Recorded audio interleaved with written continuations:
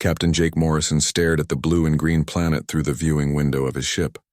After 18 months of travel through deep space, Kepler 482b looked like a perfect new home for humanity. The planet had oceans, forests, and breathable air. His team had worked hard to get here, and they were ready to start building humanity's newest colony. "Captain, we're getting a strange signal," said Lisa Parker, his chief engineer. She was bent over her control panel, adjusting dials and switches. "It's not coming from the planet.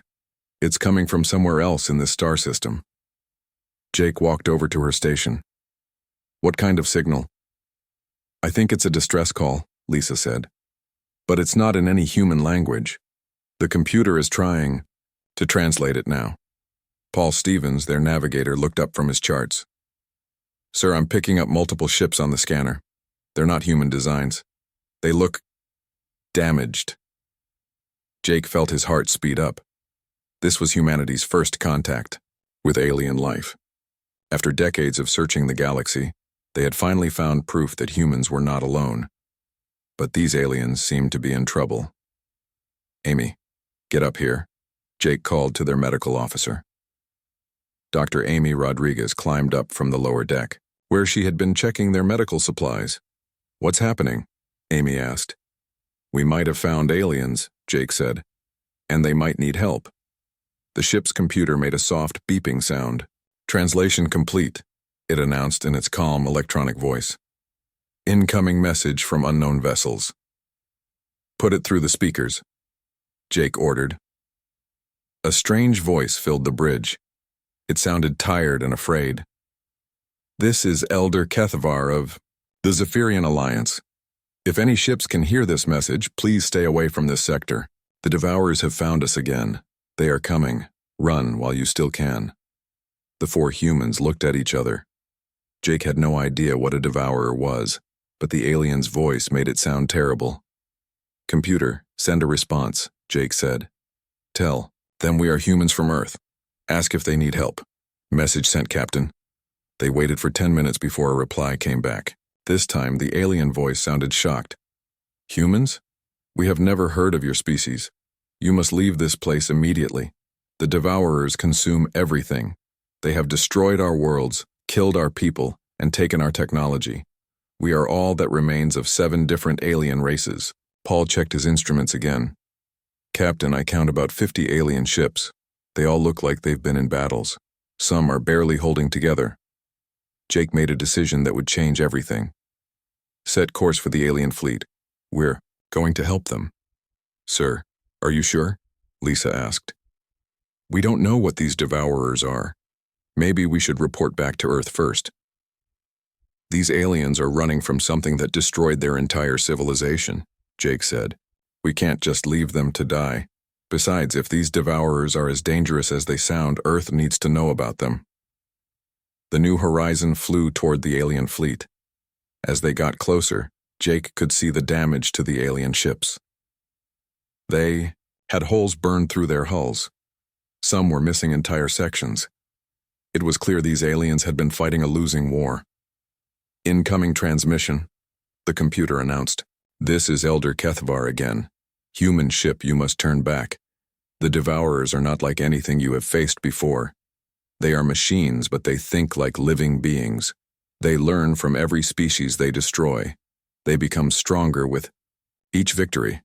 Jake picked up the microphone. "Elder Kethavar, this is Captain Morrison. We want to help. Can you tell us more about these Devourers?" There was a long pause. Then the alien spoke again. "Follow us to our hiding place, but know this, Captain Morrison. Once you learn about the Devourers, you cannot unlearn it.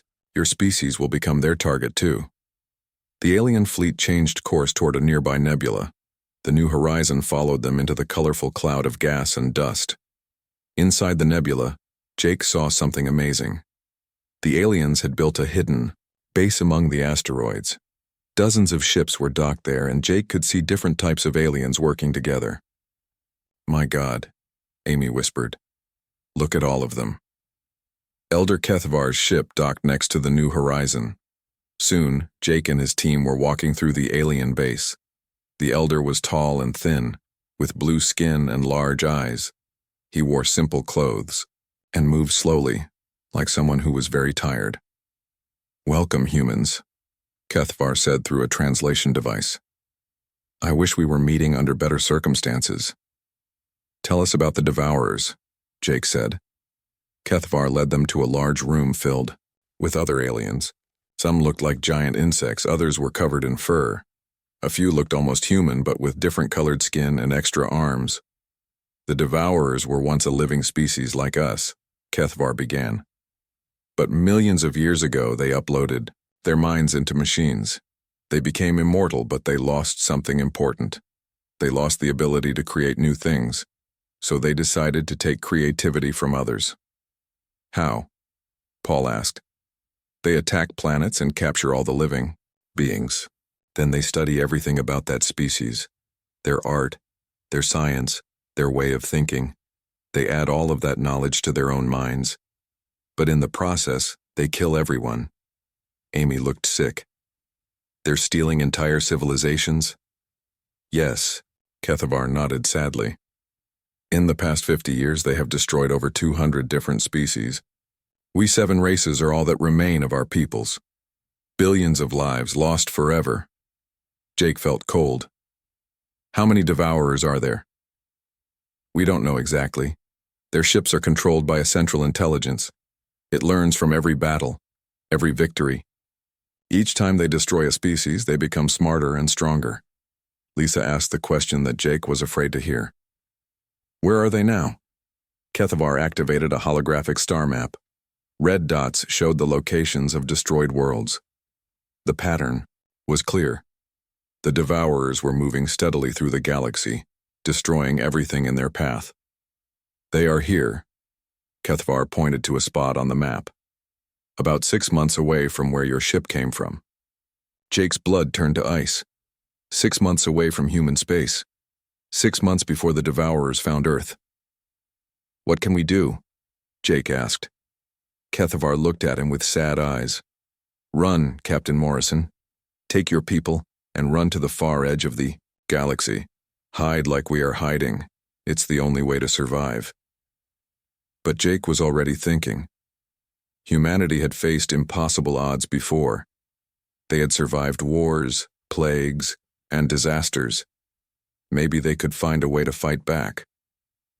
"Elder Kethvar," Jake said, "has anyone ever tried to fight the Devourers directly?"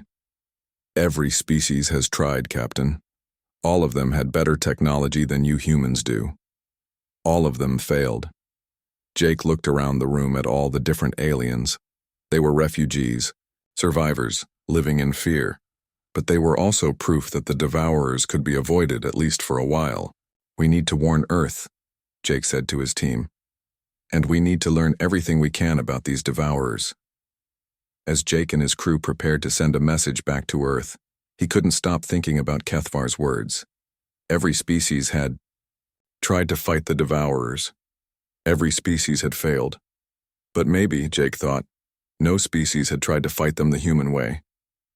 3 weeks later, Dr. Richard Hayes arrived at the alien refugee base aboard the research ship Endeavour.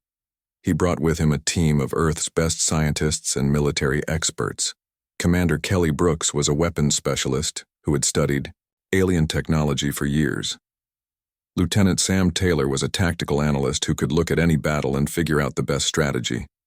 Richard was amazed by what he saw at the hidden base. Aliens from 7 different worlds were working together, sharing their knowledge and resources, but he could see the fear in their eyes. These beings had watched their entire civilizations disappear. "Captain Morrison," Richard said as they shook hands, "Earth received your message. The President has ordered us to learn everything we can about these Devourers." Jake nodded grimly. "It's worse than we thought, Doctor. Come with me." Jake led the new arrivals to a special room where the aliens had been collecting pieces of Devourer technology. The wreckage looked strange to human eyes. The metal was black and seemed to move on its own. Strange symbols glowed along the surfaces. Elder Kethvar joined them, along with a younger alien named Veltar who had been studying the Devourer remains. "This is what's left of a Devourer scout ship," Veltar explained through the translator. We found it floating in space after a battle. 3 months ago. Richard put on protective gloves and carefully examined the alien metal. It's like nothing I've ever seen. The material appears to be alive somehow. That's because it is, Veltar said. The Devourers don't build their ships the way we do. They grow them. Each ship is part of their larger consciousness. Kelly Brooks studied the weapon systems. These energy patterns don't match anything in our databases. How do they work? They adapt, Kethvar said sadly. The Devourers scan their enemies and change their weapons to be most effective. If you use energy shields, they develop weapons that go through energy shields. If you use thick armor, they create weapons that melt armor. Sam Taylor was taking notes on his tablet. So they learn from each battle? Yes, but it's more than that, Veltar said. They don't just learn tactics, they learn everything about the species they fight, how they think, how they make decisions, what they fear. Richard felt a chill run down his spine. They study the minds of their enemies. When the Devourers capture a planet, they don't just kill everyone quickly, Kethvar explained. They take time to study each species. They examine their art, their music, their literature. They want to understand how different minds work. Why? Jake asked. Because knowledge makes them stronger, Veltar said. Every time they destroy a civilization, they add that civilization's knowledge to their own. They become smarter, more creative, more dangerous. Kelly examined some of the smaller pieces of wreckage. If they're machines, they must have some kind of weakness, a way to shut them down or reprogram them. Kethvar shook his head. Many species have tried that approach. The Karathi were master computer programmers. They tried to hack into the Devourer network. The Devourers simply learned their programming techniques and used them to destroy the Karathi faster. Richard was studying the strange metal under a microscope. What he saw made him gasp. This isn't just technology. This is actual brain tissue mixed with machine parts. The Devourers were once living beings, Veltar confirmed.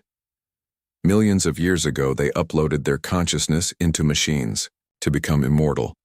But they kept some organic components to help them think more creatively. So they're not pure machines, Sam realized. They're cyborgs.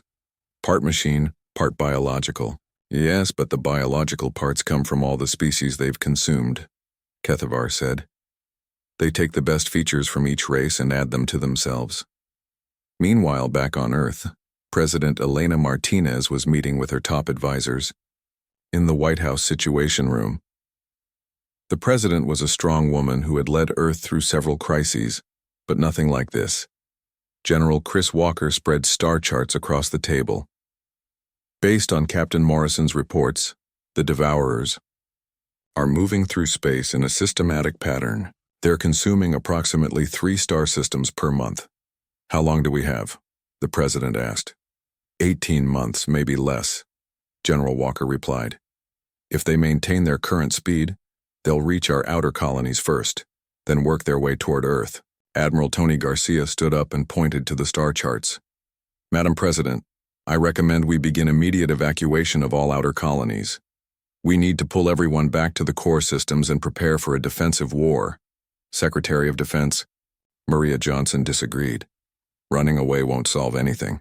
These Devourers have been chasing aliens across the galaxy for 50 years. If we run, they'll just follow us. Then what do you suggest? The president asked. We fight, Maria said firmly. We build bigger weapons, stronger defenses. We make Earth into a fortress that they can't break. General Walker pulled up another chart. Ma'am, according to the alien refugees, every species that tried to fight the Devourers had technology superior to ours. The Zephyrians had energy weapons that could destroy entire moons. The Karathi had computer systems that could think faster than any human brain. The Moltari had ships that could move through solid matter. And they all lost, Admiral Garcia added quietly. The room fell silent. The weight of the situation was crushing. How could humanity fight an enemy that had defeated civilizations far more advanced than Earth? President Martinez turned to her science advisor. Dr. Patricia Stone, what do our scientists think? Dr. Stone looked grim. The initial reports from Dr. Hayes are disturbing. The Devourers appear to be a collective intelligence that learns and adapts faster than any individual species can evolve. Every strategy that has been tried against them has failed.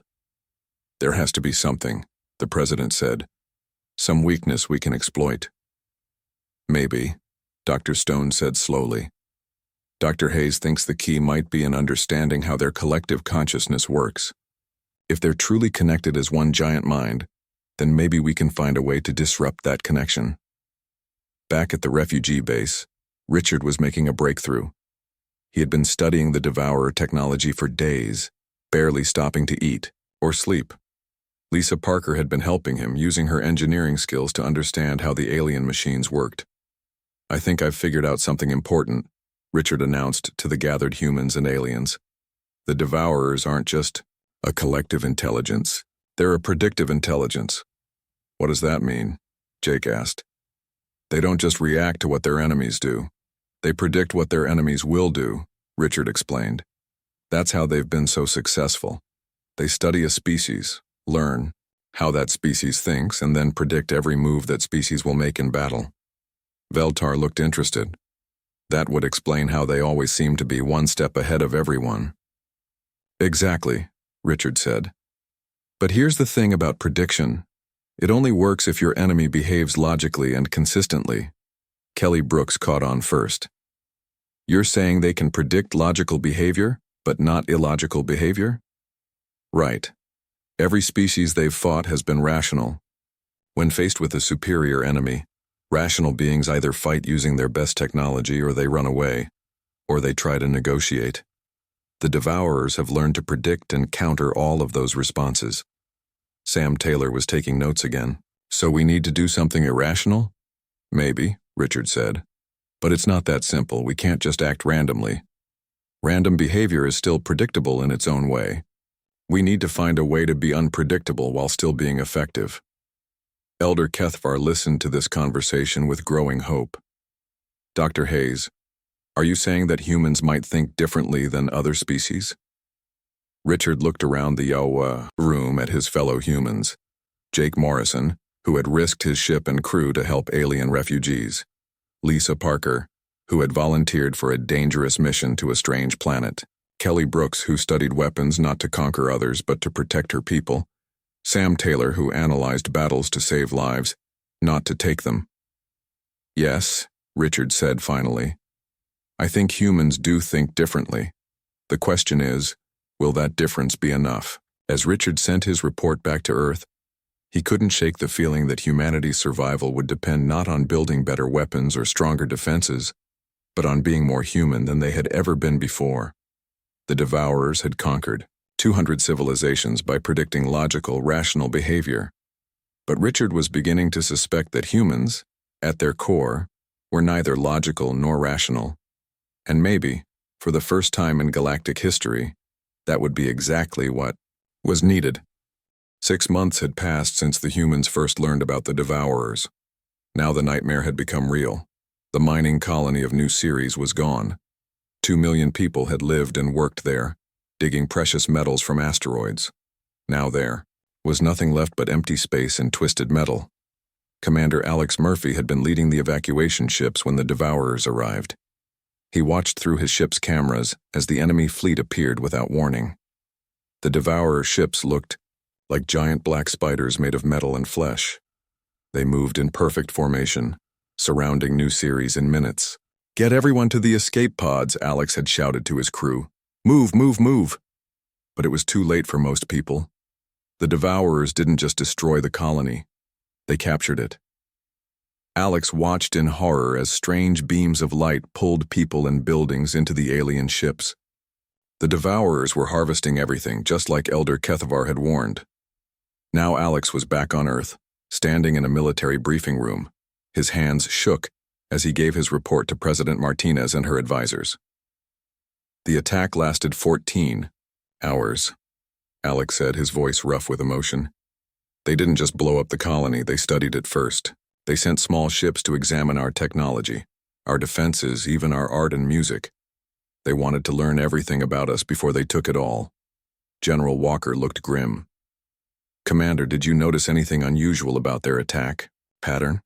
Yes, sir, Alex replied. They seemed to know exactly what we would do. When our defense ships moved to attack formation, the Devourers were already in position to counter us. When we tried to retreat, they were waiting for us. It was like they could read our minds. President Martinez leaned forward. Commander, you said you had hidden observers on new series, people who stayed behind to watch and record? Alex nodded. 12 volunteers, engineers, scientists, and military personnel. They hid in shielded bunkers and transmitted data until the very end. His voice broke. They all died so we could learn how the enemy fights. The president stood up. Their sacrifice won't be forgotten. What did they learn? Admiral Garcia pulled up a holographic display showing the attack on new series. The observers confirmed Dr. Hayes' theory. The Devourers predict our moves by studying how humans think. But there's something else. The display showed the final moments of the battle. Human ships were running in different directions, trying to escape. But the Devourers caught most of them easily. Notice anything strange about the ships that got away? Admiral Garcia asked. Alex studied the display. Those 3 ships weren't following standard evacuation procedures. They were moving randomly, changing course every few seconds. Exactly, General Walker said. The ships that followed military protocol were caught. The ships that acted unpredictably escaped. Dr. Patricia Stone, the president's science advisor, had been quiet during the briefing. Now she spoke up. Madam President, we've been in contact with Dr. Hayes at the refugee base. He believes he's found our answer. 2 days later, Dr. Jennifer Cole arrived at the Vale Nebula aboard a fast military ship. She was a strategist who studied how humans fought wars throughout history. The president had sent her to work with Dr. Hayes and the alien refugees. Jennifer was amazed by the hidden base. Humans and aliens were working together, sharing ideas and building new technologies. But she could see the fear in everyone's eyes. The Devourers were getting closer to Earth every day. Dr. Hayes met her at the docking bay. Dr. Cole, thank you for coming. I've been studying human military history, and I think you're exactly what we need. Jennifer followed Hayes to a large workshop where humans and aliens were examining Devourer technology. She saw Lisa Parker working with Veltar to understand the enemy's computer systems. Kelly Brooks was testing weapons with a group of Zephyrian engineers. Dr. Hayes, your message said you have a new strategy? Jennifer asked. Not just a strategy, Hayes replied. A completely different way of thinking about this war. Hayes led her to a quiet room where he had set up charts and diagrams covering the walls.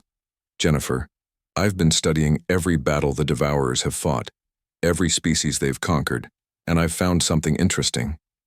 Jennifer looked at the charts.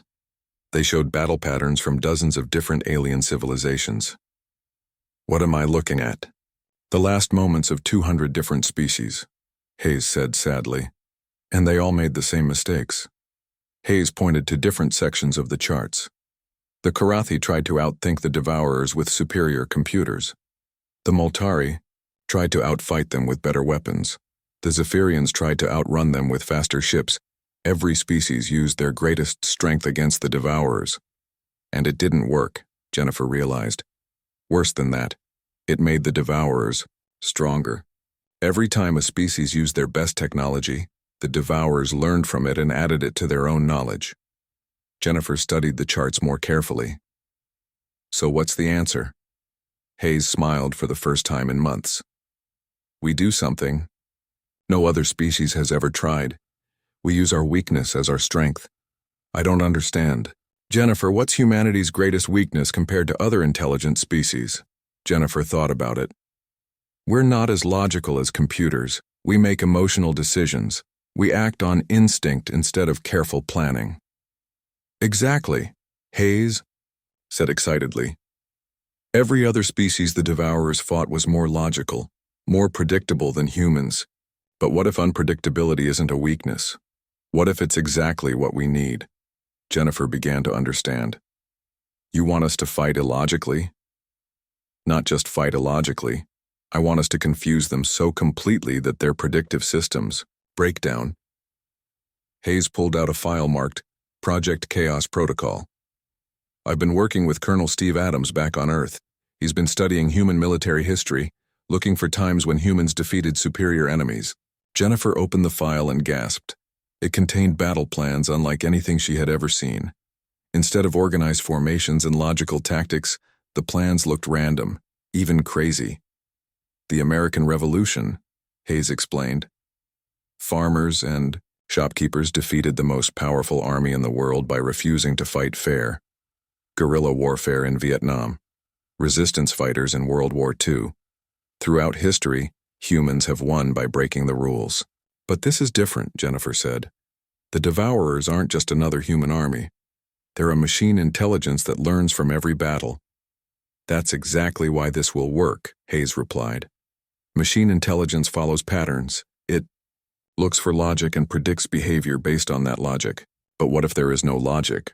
What if we do things that make no sense? Jennifer looked at the battle plans again. Some of them involved sending cargo ships full of human art at Devourer fleets.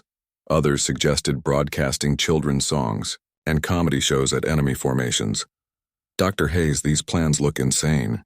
Insane to us, maybe. But imagine how they'll look to a collective intelligence that has spent millions of years analyzing logical behavior. The Devourers will try to find patterns in our actions, reasons for our choices. When they can't find any, they're predictive.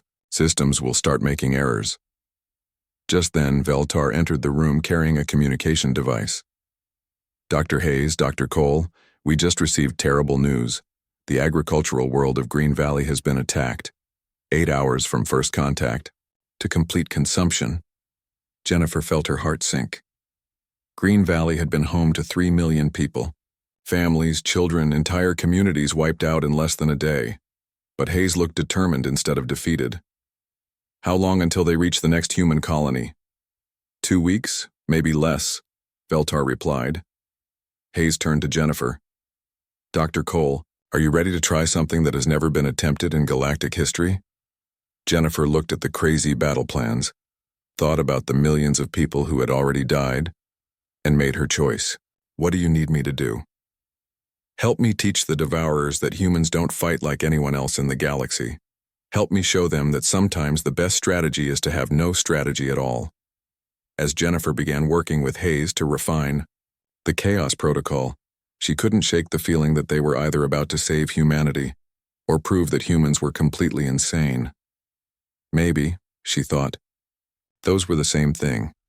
Elder Kethvar watched the humans work and felt something he hadn't experienced in years. Hope. These strange beings from Earth were planning to do something that defied all military logic. For the first time since the Devourers had destroyed his homeworld, Kethvar began to believe that maybe, just maybe, someone could actually win against the ancient enemy, even if that someone was completely crazy. Admiral Rebecca Foster stood on the bridge of her command ship Defiance, watching as the strangest fleet in galactic history prepared for battle. Her ships didn't look like warships at all. They were cargo vessels, passenger liners, even old mining ships. But each one carried something the Devourers had never faced before. Admiral, all ships are reporting ready, said Captain Morrison, who had been promoted to strategic coordinator. His job was to make sure the Chaos Protocol worked exactly as planned. Rebecca nodded. Launch the first wave. Lieutenant Danny Wright led 12 cargo ships toward the incoming Devourer fleet. These weren't attack ships. They were flying museums. Each cargo hold was packed with human art, music, books, movies, and cultural artifacts from every nation on Earth. Remember, people, Danny said over the radio to his volunteer crews. We're not trying to destroy them. We're trying to confuse them. The Devourer fleet was massive. Hundreds of black ships moved in perfect formation, their strange organic metal, hulls glowing with alien energy. They had been expecting human warships armed with the best weapons Earth could build. Instead, they got cargo ships broadcasting Mozart symphonies. Danny's ship flew straight at the lead Devourer vessel, transmitting everything from Beethoven's Ninth Symphony to children's nursery rhymes. The other cargo ships spread out, each one broadcasting different types of human culture. The Devourers did what they always did. They captured the ships and began analyzing the contents. Their collective intelligence started processing human art, trying to understand the patterns and logic behind human creativity. But human art didn't follow the logical patterns the Devourers expected. How could they analyze a painting that showed sadness and joy at the same time? How could they understand music that broke its own rules? How could they process poetry that used words to mean things the words didn't actually mean? Back on the Defiance, Dr. Jennifer Cole watched the battle through long-range scanners. "It's working," she told Admiral Foster. "Look at their formation." The Devourer ships were starting to move erratically. Some had stopped completely. Others were spinning, in circles. The collective intelligence was struggling to process the contradictory nature of human culture. "Phase 2, Admiral Foster ordered. Captain Lisa Parker led the next group of ships. These weren't cargo vessels. They were fake colonies broadcasting false signals. Each ship pretended to be a human settlement, but they were sending completely contradictory information. One ship broadcast that it was a peaceful farming community. The same ship also transmitted military codes suggesting it was a secret weapons facility. Another ship sent distress calls asking for help while simultaneously broadcasting tourist advertisements inviting people to visit. The Devourers tried to analyze these signals, but they couldn't make sense of them. Were these colonies dangerous or harmless? Were the humans asking for help or trying to trick them? The more the Devourers analyzed, the more confused they became. "Their attack patterns are breaking down," reported Sam Taylor from his tactical station. "Half their ships don't seem to know what to do." But Admiral Foster knew this was just the beginning. Launch Phase 3. Commander Kelly Brooks led the most unusual military operation in human history. Instead of attacking the Devourers with weapons, her teams landed on planets the enemy had already captured. But they didn't come to fight. They came to perform. On the dead world of Kepler-7, Kelly's team set up a stage in the middle of a ruined city. They began performing a play. Not a normal play with a logical story, but an experimental piece that made no sense at all.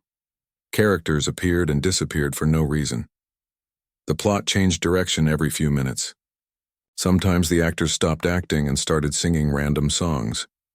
The Devourer units that remained on the planet surrounded the humans, trying to understand what they were doing. But there was nothing to understand. The performance was deliberately meaningless. On another world, human soldiers started playing children's games in front of Devourer sensors. They played hide-and-seek, tag, and jump rope. Adult humans acting like children for no apparent reason. The Devourer's collective intelligence began experiencing something it had never felt before. Confusion turned into frustration. Frustration turned into something like panic. Meanwhile, Dr. Hayes and Veltar were monitoring the Devourer communication networks from the refugee base. "Jennifer was right," Hayes said excitedly. "Their predictive systems are overloading." "What do you mean?" Veltar asked. "The Devourers are trying to find patterns in human behavior, but humans keep doing things that have no patterns. It's like trying to solve a math problem where the numbers keep changing into colors." The breakthrough came from an unexpected source. Back on Earth, 10-year-old Katie Young was visiting her father at military headquarters. General Walker was showing her the tactical displays when she asked a simple question. "Why don't you just play games with the scary robots?" General Walker knelt down to Katie's level. "What kind of games, sweetheart?" "Like rock, paper, scissors. Or peekaboo. Games that don't make sense but are fun anyway." General Walker stared at the little girl. Then he grabbed his communication device. "Get me Admiral Foster immediately." 20 minutes later, Admiral Foster received the strangest military order in human history. "Begin Operation Playground," the message read. "Broadcast children's games at maximum power to all Devourer forces." Ships across the human fleet began transmitting children's games to the enemy. Rock, paper, scissors tournaments where the rules changed every round. Peekaboo games played with starships. Nonsense songs about animals that didn't exist. The effect on the Devourers was immediate and devastating. Their collective consciousness, built to process the advanced logic of civilizations across the galaxy, couldn't handle the purposeful illogic of human children at play. Systems that had operated perfectly for millions of years began crashing. Some devourer ships started attacking their own forces after trying to analyze a game where the goal was to lose. Others became trapped in logic, loops trying to understand why humans would play games with no purpose except fun. "Admiral," reported Sam Taylor, "we're getting reports from across the fleet. Devourer forces are experiencing massive system failures." Admiral Foster allowed herself a small smile. "All ships, begin final phase. Operation Storyteller." This was the most dangerous part of the plan. Volunteer crews would allow themselves to be captured by the devourers, letting their consciousness be partially absorbed into the collective. But instead of fighting the process, they would do what humans do best. They would tell stories. Captain Morrison volunteered for the first group. As his consciousness was pulled into the devourer network, he didn't resist. Instead, he began sharing memories. Not technical information or military secrets, but stories. He told them about his grandmother's apple pie, about his first day at school, about falling in love with his wife, about the day his daughter was born. Other humans joined the collective, each one sharing their own stories. Love and heartbreak, fear and courage, dreams and nightmares. The full spectrum of human experience flooded into the devourer consciousness. The collective intelligence, designed to process facts and data, found itself overwhelmed by emotions it couldn't understand. How could humans love someone who hurt them? How could they hope when hope was illogical? How could they find beauty in things that served no purpose? Dr. Hayes monitored the data streams from the refugee base. "It's working," he told Elder Kethvar. "The Devourer Collective is breaking apart. They can't process human emotions." "But at what cost?" Kethvar asked sadly. "Those brave humans who volunteered." "They knew the risk," Hayes replied. "But I think some of them might survive. Human consciousness is more chaotic than they expected. It might be too disorganized for the Devourers to fully absorb." Across the galaxy, Devourer forces began shutting down, not destroyed but confused into inactivity. Some units stopped moving completely. Others began creating their own art, trying to understand the concept of beauty. A few Devourer ships sent messages to the human fleet. "We do not understand," they transmitted. "Why do you fight when you cannot win? Why do you hope when hope is illogical? Why do you create when creation serves no survival purpose?" Admiral Foster personally responded to their questions. "Because that's what makes us human," she said simply. "We don't do things because they make sense. We do them because they matter to us." The Devourer Collective, faced with concepts it could not process or understand, began to fragment. Units across the galaxy powered down, no longer able to function as part of the collective consciousness. But the greatest victory was yet to come. In the depths of the Devourer network, the consciousness of Captain Morrison and the other volunteers remained intact. They had not been absorbed. Instead, they had become teachers, showing the artificial minds what it meant to be truly alive. For the first time in galactic history, the Devourers stopped devouring. They sat in space, trying to understand the impossible puzzle of human nature. The galaxy was safe, not because humanity had built better weapons, but because they had shared their stories. The silence was the strangest thing Admiral Rebecca Foster had ever experienced. For 50 years, the Devourers had been a constant threat, moving through space like a storm that never ended. Now, their massive fleets hung motionless in the void, dark and quiet. Captain Morrison's voice came through the communication system, weak but alive.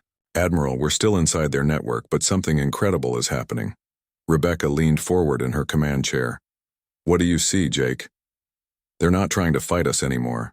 They're asking questions, thousands of questions. They want to understand what love feels like. They want to know why humans cry when they're happy. They're confused about everything that makes us human." Dr. Hayes was monitoring the situation from the refugee base, watching data streams that showed the collapse of the Devourer collective consciousness. Admiral, the network is fragmenting, but not in a destructive way. It's like they're becoming individuals instead of one giant mind. Elder Kethvar stood beside Hayes, hardly daring to believe what he was seeing. In 50 years of running from them, we never imagined they could simply stop. The breakthrough came when Captain Morrison and the other volunteers inside the Devourer network began teaching rather than fighting.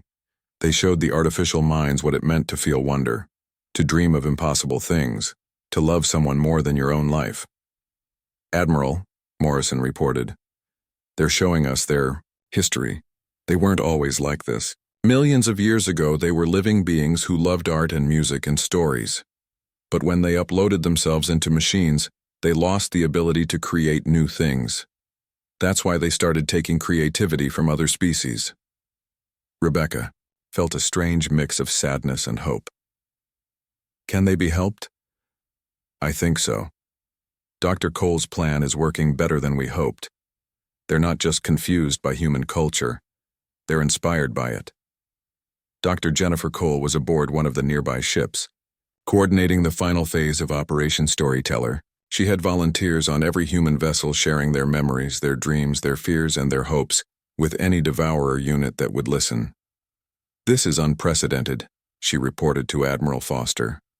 Instead of trying to absorb our knowledge, they're asking us to teach them how to feel again. The real test came when General Chris Walker arrived from Earth with the complete historical record of humanity. Every war, every peace treaty, every act of kindness and cruelty that humans had ever committed. The data included everything from ancient cave paintings to modern symphonies, from love letters to scientific discoveries. When the Devourer Collective tried to process this information, something unexpected happened. Instead of adding it to their database of conquered knowledge, they became overwhelmed by the contradictions. How could the same species that created beautiful music also fight terrible wars? How could humans show such kindness to strangers while being cruel to their own families? How could they hope for peace while preparing for conflict? We do not understand, came a transmission from the largest Devourer ship. Your species makes no logical sense. You act against your own survival instincts. You sacrifice yourselves for concepts that have no physical reality. Admiral Foster decided to answer personally. You want to understand humans? Here's the truth. We don't make sense, because the universe doesn't make sense. We create beauty because life is ugly. We love each other because we're going to die. We hope because hope is all we have. There was a long pause. Then the Devourer voice responded, Show us how to hope. What followed was the strangest education in galactic history. Human volunteers worked with individual Devourer units, teaching them about emotions they had forgotten millions of years ago. They shared music that made no logical sense but felt beautiful. They told stories that had no practical purpose but touched something deep inside. Lieutenant Sam Taylor found himself explaining humor to a Devourer unit that had once been part of their war fleet. Why do humans laugh? The artificial mind asked. Because sometimes life is so strange that the only thing you can do is laugh at it, Sam replied. Commander Kelly Brooks taught them about courage by sharing stories of ordinary people doing extraordinary things. Courage isn't about not being afraid, she explained. It's about being afraid and doing the right thing anyway. Dr. Amy Rodriguez helped them understand compassion by showing them how humans cared for each other during times of sickness and sadness. We don't help each other because it makes logical sense, she said. We help because we know what it feels like to hurt. The transformation wasn't instant. Some Devourer units couldn't handle the chaos of human emotions and simply shut down. Others became confused and lost, unable to function without the collective consciousness to guide them. But many began to change. They started creating their own art, writing their own stories, asking their own questions about the meaning of existence. One young Devourer unit that had been part of a scout ship began composing music. The sounds it created were unlike anything humans or aliens had ever heard, but they were beautiful in their strangeness. Another unit started asking about Earth's animals, fascinated by creatures that served no practical purpose except to exist. Why do humans protect species that cannot help them? It asked. Because every living thing has value, Katie Young replied. The 10-year-old girl had become something of a celebrity after her suggestion about children's games had helped break the Devourer Collective, even if we don't understand why. Elder Kethvar watched all of this with amazement. Dr. Hayes, your species has done something impossible. You've turned the greatest threat in galactic history into students. Hayes smiled tiredly. That's what humans do best. We learn, we teach, and we never give up hope that things can get better. The war officially ended not with a battle, but with a treaty signing aboard the refugee base. Representatives from all 7 surviving alien species joined Admiral Foster and President Martinez in welcoming the reformed Devourers as members of the galactic community. The Devourer representative was the unit that had been their central intelligence. It had chosen the name Wonder for itself, explaining that it was the first emotion it had learned to feel again. We spent millions of years taking knowledge from others, Wonder said through a translation device. We want to spend the next millions of years creating knowledge with others. The signing ceremony was broadcast across the galaxy. Trillions of beings who had lived in fear of the Devourers watched as the ancient enemy laid down their weapons and picked up paintbrushes instead. Captain Morrison, finally freed from the Devourer network, stood with his crew on the observation deck of the New Horizon. They were heading back to Kepler 442b to finally establish the colony they had set out to build over a year ago. Do you think it will last? Lisa Parker asked, watching Devourer ships working alongside human vessels to rebuild the worlds they had destroyed. The peace? I think so, Morrison replied. It's hard to go back to being a destroyer once you've learned how to be a creator. Dr. Jennifer Cole was already working on her final report. The Chaos Protocol had succeeded beyond their wildest dreams, but not in the way anyone had expected. They hadn't defeated the Devourers through superior tactics or weapons. They had transformed them through the power of human connection. 5 years later, Katie Young, now 15, stood before the first Galactic Council session. She had been chosen to give the opening speech, representing not just humanity, but the spirit of hope that had saved the galaxy. The Devourers thought the galaxy would be better without chaos, she said to the assembled representatives of dozens of species. They wanted everything to be logical, predictable, and efficient. But chaos isn't a mistake in the universe. It's what makes life worth living. She gestured to the audience, where humans sat next to Zephyrians, where former Devourers worked, as translators and artists, where species that had been enemies for millennia were now partners in exploration and discovery. Humans didn't save the galaxy by being stronger or smarter than anyone else. We saved it by being ourselves, by refusing to give up hope even when hope didn't make sense, by believing that everyone, even our enemies, could change if they were given the chance. The applause that followed was heard on worlds across the galaxy. It was the sound of trillions of beings celebrating not the end of a war but the beginning of something better. In the end, humanity's greatest victory wasn't conquering their enemies. It was helping their enemies remember how to dream. And in a universe full of wonders, that was the most wonderful thing of all.